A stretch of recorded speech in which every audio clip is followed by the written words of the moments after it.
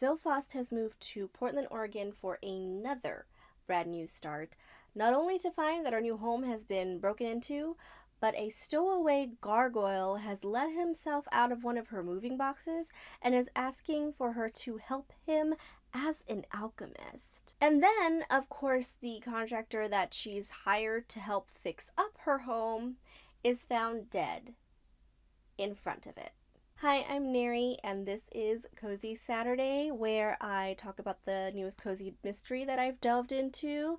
I give the non-spoiler review, rating, and I tell you whether or not I continue it, and then we go into the spoilery part of the review. This week I'm reviewing The Accidental Alchemist by Gigi Pandian, and this is the first in an Accidental Alchemist mysteries. From the jump, there is chaos. Like literally chapter 1, it's just a child breaks into mind you, when Zoe bought this place, she was like, oh, a fixer-upper. Yeah, it's really run down. It's been abandoned for a really long time. So that's why there's random kids in the neighborhood making bets with each other that one of them can break into this house. But that's not even like the first thing that happens. The gargoyle happens first. His name is Dorian, and he's asking for her help, and he's got books with him, and he's like, you're an alchemist, you can help me. And she's like, I'm rusty, I've been retired, I no longer look to do alchemy, because her past is incredibly interesting and layered and storied. But because of that past, she's like, I can't do this alchemy stuff anymore. I need to put it behind me. It's kind of tough luck for Dorian, but he also can't let other humans see him. So when the kid breaks in, Dorian goes as still as a statue because he's a gargoyle. A lot of the side characters are really quirky or interesting, or they have a great background that factors into how they choose to act in this book that not only makes sense, but is actually really entertaining to read. The mystery itself starts out really strong, and because of Dorian and because of Zoe being new to the town, we have a lot of different elements to deal with in terms of who our suspects are. Is our main character a suspect? Why is this happening to Zoe first thing when she moves into a new town? So of course, not everything is going to get its time in the resolution spotlight. So our mystery in this one is really contained, but it seems to be bigger than it actually is. The setup is really good, but the end of how we catch our killer was a little bit of a letdown for me. The romance part of it did not seem like it needed to happen. And Zoe, she has so many interesting bits to her character. Somehow she also falls flat for me by the end of it. But again, this is one of those that's like you have your contained mystery that's in the book, and then the overall mystery that you are gonna get to as you continue the series. For me, this was a 3 out of 5. It is a great introductory book. There's a lot that keeps you on your toes, but the ending kind of fumbled for me. I don't think that it's something that I would continue, but that being said, I may be interested to pick it up given like a amount of time that had passed by where I'm like, okay, maybe one more, because the gargoyle is very interesting to me. The relationship with the kid and his parents and everything is very interesting to me because this comes into kind of almost a found family trope that is so sweet, but at the same time,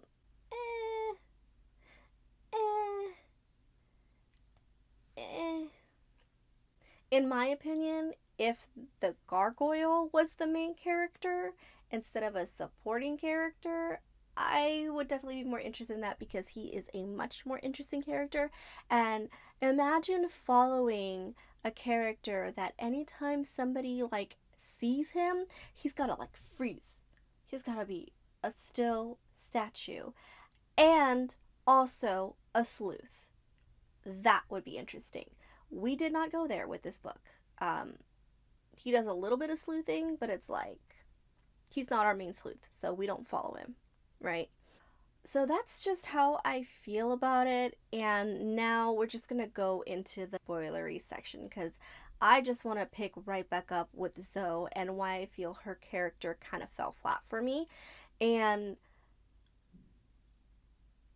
it's the alchemy thing. She has this tragic backstory of why she will not want to continue alchemy, while also a different backstory about why she will not want to do romance, and somehow these ties together because she was in a romance with an alchemist and she thought she could save her brother with alchemy. It just never turned out. And the alchemy behind it, you know, the elixir of life, all those things, they're very interesting, but handled really, really clunky throughout this book.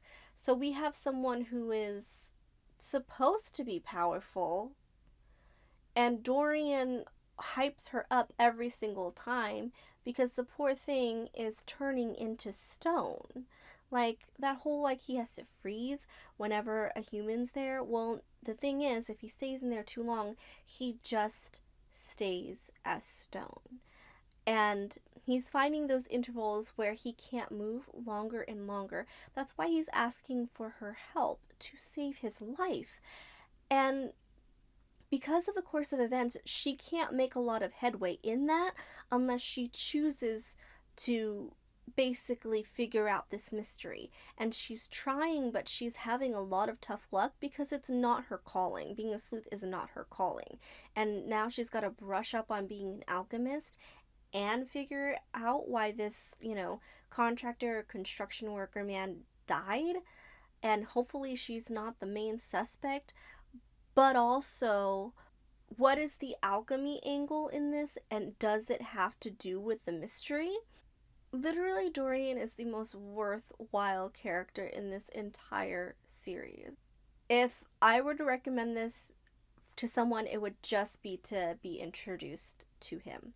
He's a gargoyle, he's a chef, he's an accident. Like, literally, his dad, or the man who brought him to life, is the type to debunk like magic and things at the time. Think of like in the vein of like Houdini, and basically brought this gargoyle to life by mistake. And now this life that he lives in the shadows is very sad, but he still wants to have it. And he still wants to be able to do the things that he loves, even in secret. And he's looking for help. Like, he is an immensely interesting character. Everything that is in his backstory trumps everything that is in Zoe's backstory as an interesting character. That's why I'm like, if you trade up these two main characters and made Zoe like a supporting character, amazing. But this series is already a series. So in the end, the way we find out the killer, I think, is the most disappointing thing of all.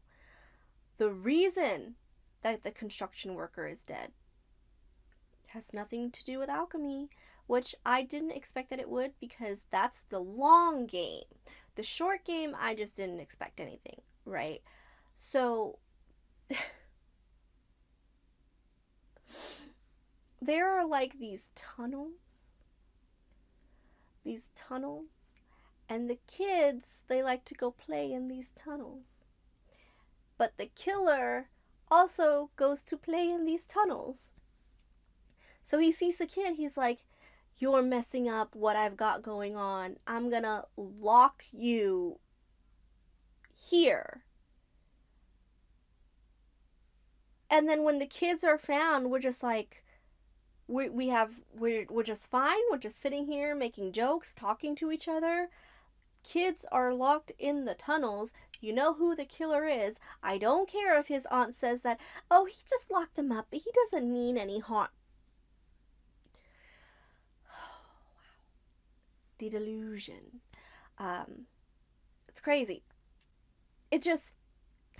It just became this affair of everybody who needs to show up will show up in these tunnels, and then finally we will apprehend the killer later.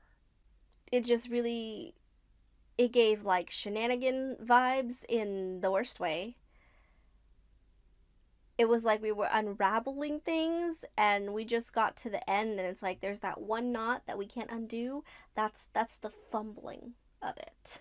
And that's what kind of soured me to the entire book, because I was like, okay, I could still stick with it, but now I can't.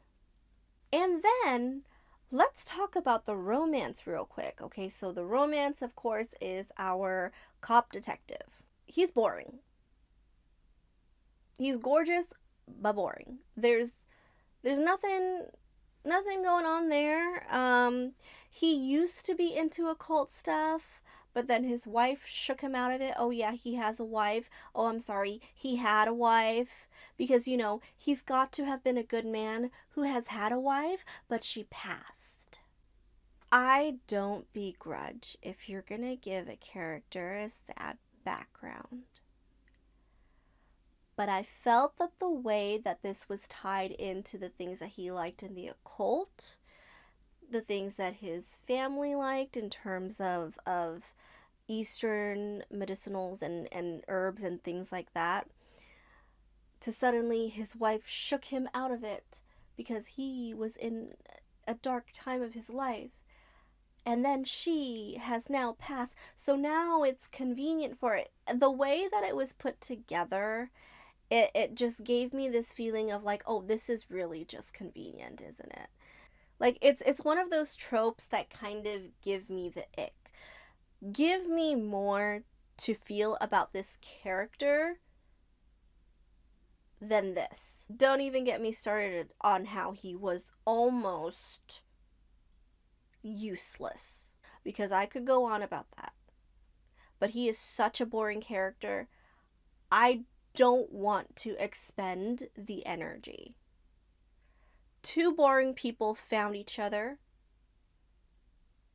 Congrats.